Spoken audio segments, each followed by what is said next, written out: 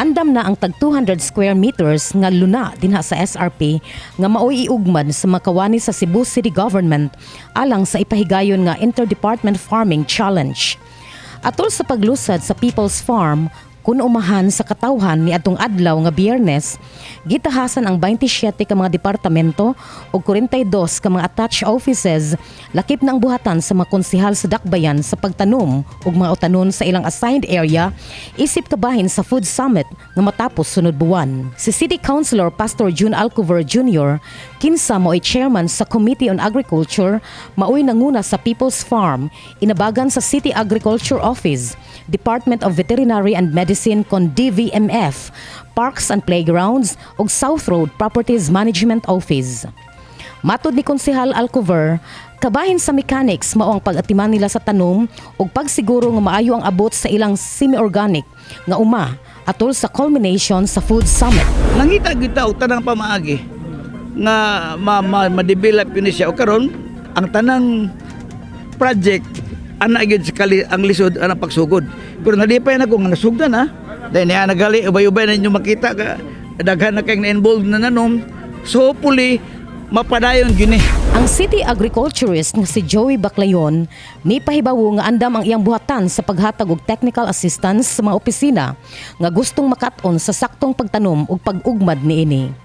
Tinguha sa iyang buhatan nga mapaubos sa trainings ang makawani og ubang organisasyon alang sa saktong farming.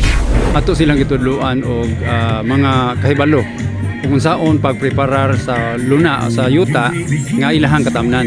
Kunya ato po silang gitudloan nga unsa po'y magamit po nila dinhi sa palibot nga diin may makatabang sa pagpatubo sa ilahang mga utan. Si Mayor Michael Rama midasig ug miawhag sa tanang kawani sa Cebu City Government gikan sa Executive Department painguna sa Legislative nga pahimuslan ang 1 hectare lot pagpalambo sa urban gardening. Iyang gipasabot ang importansya sa pagtanom ug dunay pagkaon sa lamesa aron way pamilya ang magutman pag-abot sa panahon. Let's plant so that our children's children will have a better food security tomorrow. And we will not be cursed if famine will occur.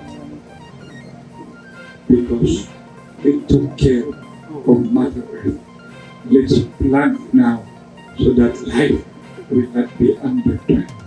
And Mother Earth will not be displeased. And God will be pleased. Ipasalig ni Konsehal Alcover nga suportado niya ang tanang programa sa lokal nga panggamahanan, labi na sa natad sa agrikultura. Nasayran nga ang pinakatumong sa People's Farm kung umuhan sa katawhan, mao ang paghimo niini nga usa ka agritourism. Diini patuman ang konsepto nga pick and pay, gawas nga matudluan gyud ang publiko sa saktong pag-uma sa ilang mga kaumahan. Kini ang balita. Maria Chariz Baino Pineda, Cebu City News.